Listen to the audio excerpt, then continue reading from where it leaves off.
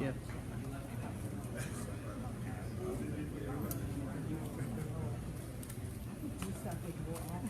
Okay, everybody, I think we'll go ahead and get started. I don't want to take up too much time of your lunch break, but I want to welcome each of you to the Tennessee State Museum. This is our first in our series of fall lunch and learn sessions, and so we've got a great slate of programs lined up for you for the fall, and we'll go all the way through December with different topics throughout Tennessee's history, art, and culture. My name is Jeff Sellers. I'm the Curator of Education here, and again, thank you all for coming to what we believe is going to be a great program today, and it's such a great exhibit that we have on Lloyd Branson, and we have a preeminent scholar today for us. We also want to welcome those who are not here but streaming live on Facebook, and we're sort of starting this new thing, and we are happy to bring that to those who cannot be here today but do want to learn more about Lloyd Branson and the art and his life. Without further ado, I'd like to bring on our Senior Curator of Art and Architecture, and that's Jim Hoover, who will introduce our special guest today. Jim? It's a pleasure to introduce a real friend of the State Museum, John Anderson. John has had an interesting and varied career. He's worked with NASCAR, he's worked with music videos, he's worked with property development, and then he married into the Branson family. And as a result of that, he has become one of the leading authorities on the life of Lloyd Branson, a noted Knoxville artist. And John has produced a book on Lloyd Branson, and cooperating with Adam Alfrey at the East Tennessee Historical Society in Knoxville, they have produced a wonderful art exhibition, which you all have seen right behind you there in our gallery, on the work of Lloyd Branson. So let's listen and enjoy the talk by John Anderson. Thank you. Thank you. Thank you very much. We'll try to keep up with the technical issues that we've got up here so we can advance the program. I'm going to spend about 20 minutes, maybe a little less. I want to give some time for Q&A. I'll also be available afterwards if you'd like a short tour of the exhibit. I'll be in there, and would be happy to sign books if you want. But I'll be around to answer questions at the end as well. So, first of all, I want to thank everybody for coming. Special thanks to all the TSM staff. It's been great getting to know everybody. They're all very hard workers, and they've done an excellent job in putting the exhibit together. Great representation. My primary mission here today is to tell you a little bit about how the book came about. It's an interesting story in itself. But before we start, if I could see a show of hands, how many folks out here have written a book, or are working on a book, or want to write one? Yeah. Well, I would certainly encourage you that if that desire is there, follow that passion and go for it. I had never been involved in any kind of authorship of a book or anything like that. I've done some periodical articles, and most of my background was in business planning, writing proposals, and things of that nature. But it's worth the effort. It's worth the pain and the laughter. And this was a big venture for me from the standpoint that it was a stretch from where I had originally begun. The name of the book is The Art of Lloyd Branson, A Family Connection. Of course, Lloyd was born in 1853 and died in 1925. From my point of view, and I say this in the introduction of the book, I think that an art book should be more about the paintings than the art of writing the book itself. And so this was kind of the approach that I took, or at least the approach that I started off with. But it's very difficult to do, because as you begin to go through the artist's work, you kind of take the sight of the viewer of the art, and you begin to look at it based on, well, I wonder what he was thinking. What was it at this date and time that influenced? How was he influencing others? So I leave it to you to figure out how you handle this kind of thing. But for me, it was really a labor of love to do this. I'll tell you a little bit about how this came about. This is not only an art book, which kind of added to the difficulty in doing it, but it was also about a connection to families. Normally I'm asked, when I'm asked how did the book come about, it really started unknowingly about 25 to 30 years ago. And my father-in-law, Dr. Art of Lloyd Branson, who was a surgeon in Knoxville, Tennessee, was at a social gathering. And a local artist came up and said, "Oh, Dr. Branson, are you related to Lloyd Branson, the artist?" And it kind of took him off guard. And he got to thinking about it. So he went back and discussed this with his wife, Sally Branson. And they began to do some, I call it genealogical research, I guess, but they ended up with a bucket load of paperwork, which actually traced the Branson family and how they arrived in East Tennessee and where Lloyd was from and what the relationship was with Dr. Branson. And what they found out over those 2 decades of doing this, that he definitely was related to Lloyd Branson. So that made it even more exciting. They began to find some of his artwork locally, acquired a few pieces, continued their interest in the whole process of who was Lloyd Branson, where did he come from, and how to get to East Tennessee. And so they continued to gather information about him and his work. My connection to the family, as Jim said, I got lucky and married into the family. I married one of Dr. Branson's daughter. And, oops, excuse me, I get a little emotional about that. But it really started when my mother-in-law, Sally Branson, started exchanging emails with me. And she had sent me an email and she said, "Hey, I just found something." Of course, the internet's a wonderful place to just explore. But she said, "I just found something. I found that Lloyd Branson was awarded a first place award when he attended the National Academy of Design in New York."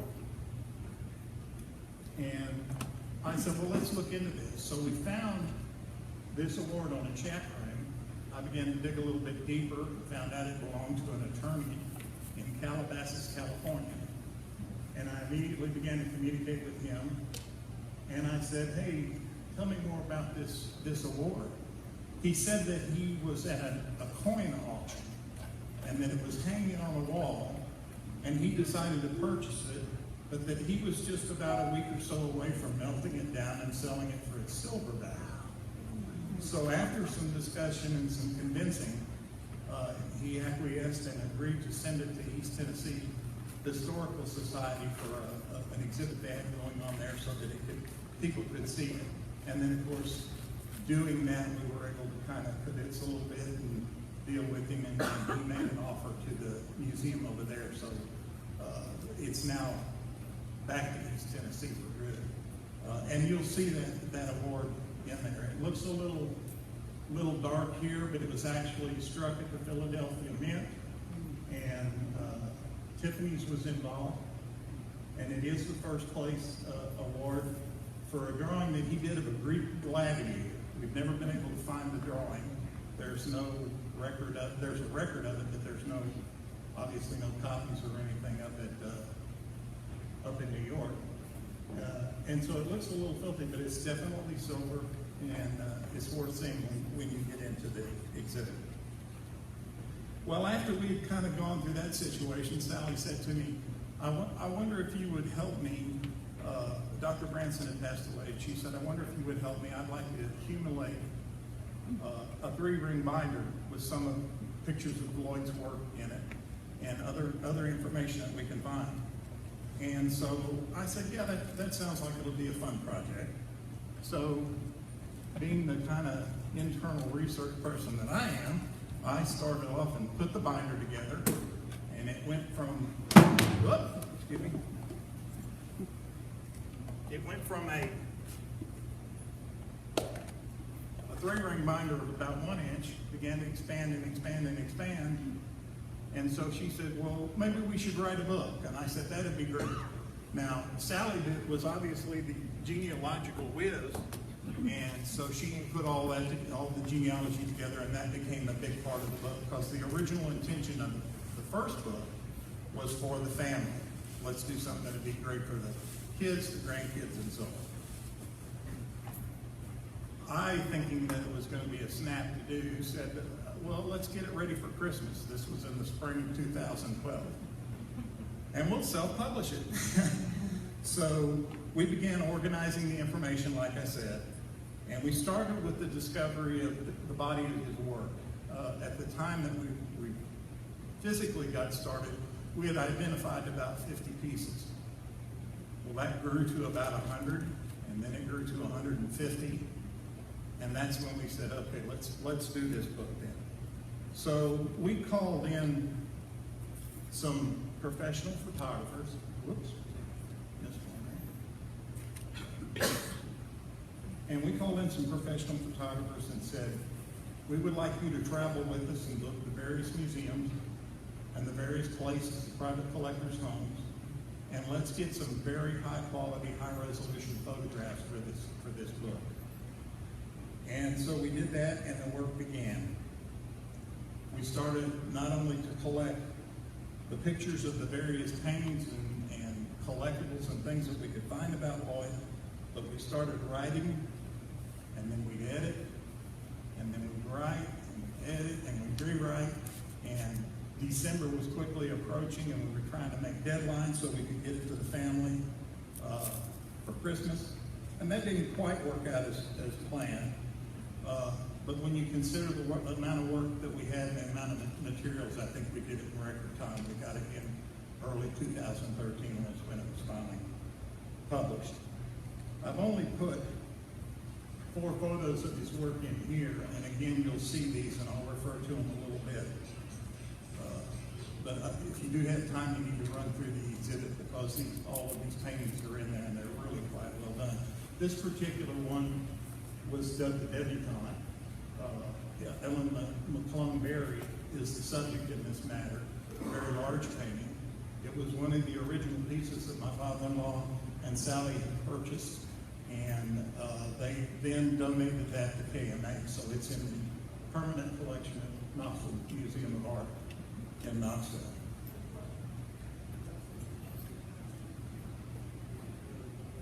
This is a favorite. This is a watercolor that Lloyd had done of Blow's Ferry in Knoxville, which is part of the Tennessee River complex up there, and it's very well known. It's owned by the East Tennessee Historical Society, and it's also in the exhibit. So once we got that first book published, and I want to show it to you. A little hard to see, but we had embossed letter on the front, gold stamped on the side, and really it ended up being a fine arts book. And so I'm going to leave it up here if y'all would like to thumb through it. But that was the first book. And we quickly, basically, given them to the family, and then we were getting requests, well, can I get a book, can I get a book? And we were just going, no, it's out of print at this point.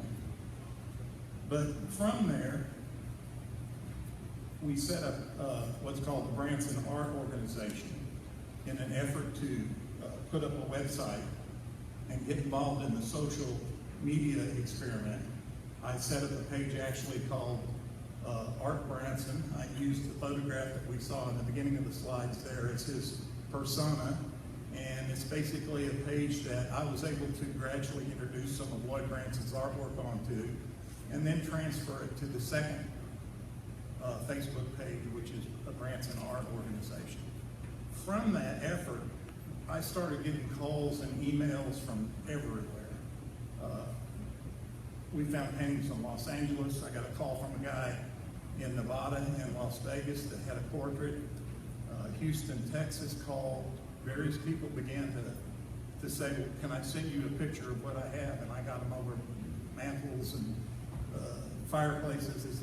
It just was a terrific experience. So that 150 discovered pieces of artwork that we had quickly kept growing and growing and growing. So I said, well, I need to talk to Adam Alfrey, and let's see if we can get an exhibit together. So we, after the floodgates were opened up, we decided to do a follow-up book because we were going to do an exhibit at East Tennessee History Center. That started in November of last year and closed in March, and Tennessee State Museum graciously agreed to bring the exhibit here, and so that's what you see here. This exhibit actually started officially on July 1st, and it will run until January 8th of next year, so it'll give you plenty of an opportunity to come down and see Lloyd's work. This one in particular, which is in the back of the room, it's the premier piece that belongs to the Tennessee State Museum, is called The Gathering of Lower Mountain Men. And I've been told that this is one of the more popular pieces. There are many pieces which the Tennessee State Museum agreed to give us the opportunity to put those paintings in the book. But this piece in particular, it took Lloyd over 10 years to complete. It's the gathering of the revolutionary guys that gathered in Elizabethton, Tennessee, before they crossed the mountain into South Carolina to do battle down there, which they were successful at. But this painting in itself is just a grouping of details that are just tremendous. So I really suggest that you take the opportunity to look at that. And of course, through this whole process, you tend to take a timeline of what he did when he broke off into a little bit different type of art. He did landscapes. He was primarily a portrait painter. That's how he made his money. But then he went into photography. And I have the book broken down into various chapters, from the boy artist all the way to the New York experience, to the Gay Street polymath, we call it. But it follows his life. Well, toward the end of his life, in 1924, he painted this painting of Sergeant York, Alvin C. York. And it was his last painting. He had finished that, and then he presented it to the Tennessee State Legislature in, I believe it was early January or February of 1925. And then he died of a heart attack in June in 1925. So that's just a fabulous piece. Again, it's in a premier spot here at the beginning of the exhibit, but it's something that you really need to take some time to ponder over. This, as a result of all this kind of coming together, we began to look at things about Lloyd's life, and we found the very last house that he lived in Knoxville, Tennessee. He had bought some property on a street off of Broadway called Rhode Island Boulevard, and the city council, because of Lloyd's prominence, changed that name to Branson Avenue. So this is basically the second house on the left on Branson Avenue. This is an old picture of it. It is currently under renovation, and they're really pulling that back together to make it a historical site for people to visit in Knoxville. So we're very excited about that. And we're also very excited and thankful for Tennessee State Museum, McClung Museum, McClung Historical Collection, the Knox County Library, all of which have pieces of Lloyd's work, as well as the many private collectors out there that allowed us to see their work and in some cases publish it in the book. So that's basically the quickie tour of Lloyd Branson. I'd like to open it up for questions if you have any. I'll do my best to answer that. And like I said, at the conclusion, we'll hang around a little bit and chat. And thank you all for coming, and especially thank all you people on Facebook that have participated. I won't do the family shout outs because I know they're out there. So, but I do appreciate you joining in on this event. Thank you very much.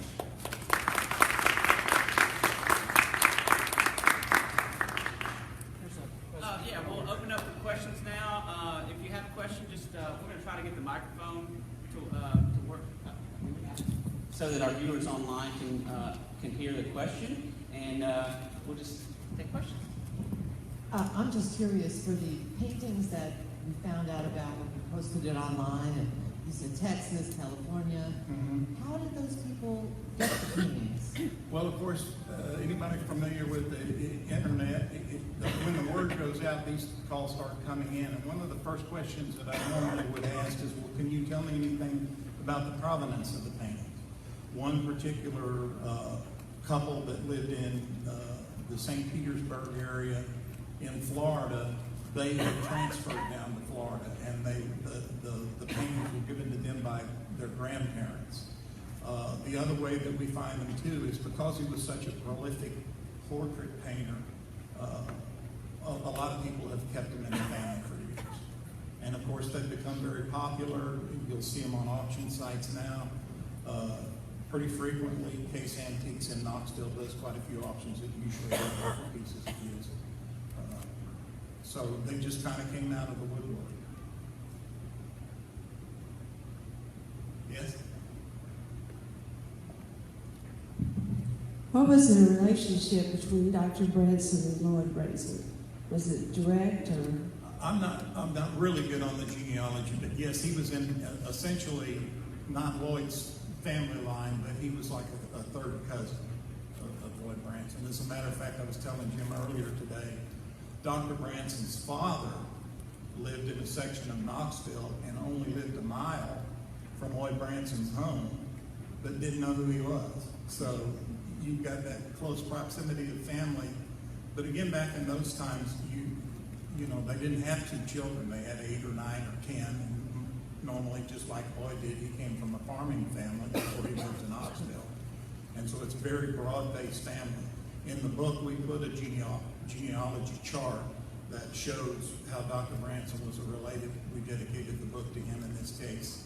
And so it will show how he's related to Lloyd, but it doesn't show the entire family. I would have had to have done a supplement, I think, to do that. Yes? Can you talk about the various? Can you talk about trace the various phases of the development of his art, please? I'm sorry? Can you trace the various developments of his art, please? Okay. Yeah, going way back in the history, obviously he started sketching and stuff at the farm. And I'm going to make this quick, condense a lot of things, but they recognized right away that he was a prodigy. They called him the boy artist. His work was first seen by Dr. John Boyd in Knoxville, who was Knoxville's kind of father surgeon. And he recognized that the boy had talent, so he called him in, brought him to Knoxville, and he began to work in the various studios in Knoxville. And so his work progressed primarily through portrait work. He had a natural love for nature and lighting in nature. And so when you go into the exhibit, you'll see a lot of watercolors. Some of them are quite small, some of them are pretty big. But he went from portraits to landscapes to specialty things. He did a lot of paintings from photographs. As a matter of fact, there's one out there of General Custer that sold at auction. We don't know where it went, but it's out there. And so he painted those types of personalities. And he actually did a little bit of sculpting. He designed some monuments in Knoxville. One particular portrait that he did of a young man named Robert McKinney, he did an oil painting, and unfortunately the young boy died about a year later, but the family was so attached to the painting that they recreated the headstone in the picture the way it was in the painting. So I hope that answers your question, that he was a very, he did a lot of different types of art and experimented with a lot of things. Pardon me? Yeah, and of course he traveled at the age of 21 to the National Academy of Design in there, and he started in New York, so he had a lot of good background up there. Can you talk about the various? Can you talk about the Various influences of art, like Impressionism or something, and there was one picture that almost looked like a French academic, like a Poussin or something, the Bathers, I can't remember. Yeah, classical influence on there's one in there. It goes by several names. The Apple Pickers, I think, is one. Women at Work. It's the same painting. But if you look at that, you can realize that was either done in East Tennessee, maybe the countryside in East Tennessee with the apple trees and then sorting apples. And or it could have been done in France. And there is a little bit of debate. I feel that he went to France very early and studied with the Barbizon painters. I had some things there that led me to believe that, some research. Yet others think that he never quite made it. He did influence some very important Tennessee artists. Catherine Wiley is one. Buford Delaney and his brother Joseph. They kind of studied, they actually went and studied under Lloyd. And so he was very influential in terms of bringing art to East Tennessee and Tennessee.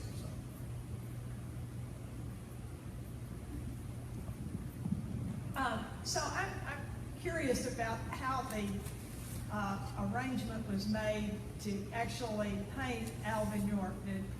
I've been up to Pall Mall, and you have to really want to go to Pall Mall to get to Pall Mall. And so did Mr. Branson go out to Pall Mall? Did Alvin York come into town? I don't really have an answer for that. My feeling is that he probably did it from a photograph.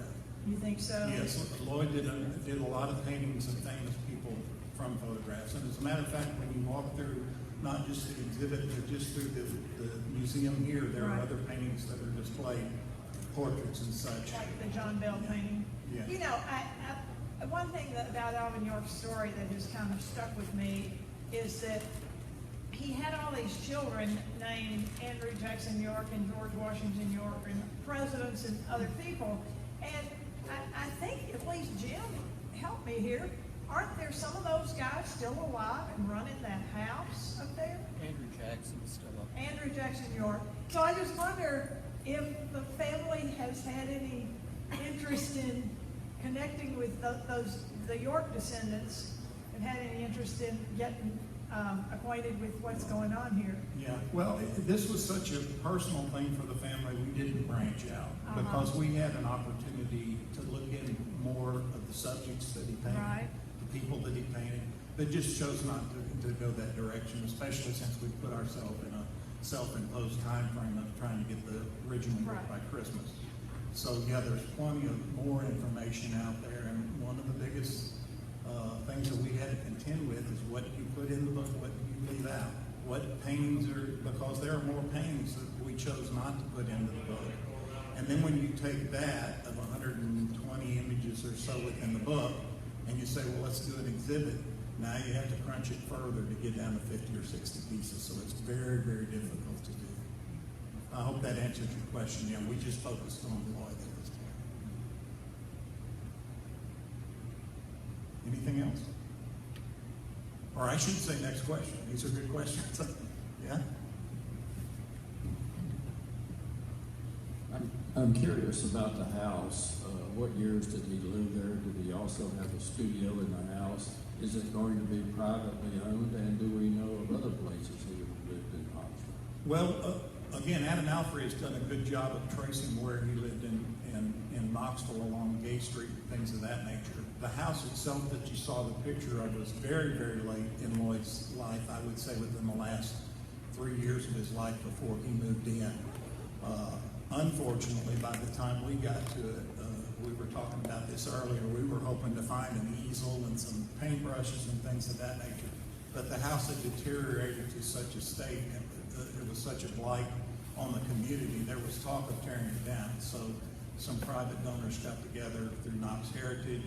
They acquired the house through a long legal process and began the renovation on it. So it was in pretty bad shape. Did I get it covered? Okay. More questions? Yes. Huge collection. Do most of the paintings go back to their owners, or do you have a storage house, or what do you do? Well, actually, when this exhibit closes on January 8th of next year, they'll all go back to the original museums, caretakers, private collectors, and it'd be pretty difficult to get them back together again after this, because it is an extensive list of people, private collectors that own them. One painting in particular, interesting backstory, and of course each painting has a story, but this one in particular, there was one painting that was found out in Los Angeles, California, and it was in a television producer's home, and it was a landscape, and a couple was visiting and walked by and said, "Oh, look, that painting signed by Branson, that's our last name." And the movie guy got wind of this and found out where they lived, and he actually gave them the painting, so it returned to Farragut, Tennessee. That's owned by James and Peggy Branson in Farragut. So some of these works are coming back home. It's hard to tell. One of the more difficult things is we feel that there's close to 500 paintings out there that just don't come out and just essentially disappear. So that's one of the hard things, is to keep them together. Okay. Thanks again. Again, I'll be around, and I'll be over there, and we can go through the exhibit. I really enjoyed having you guys, and thank you very much.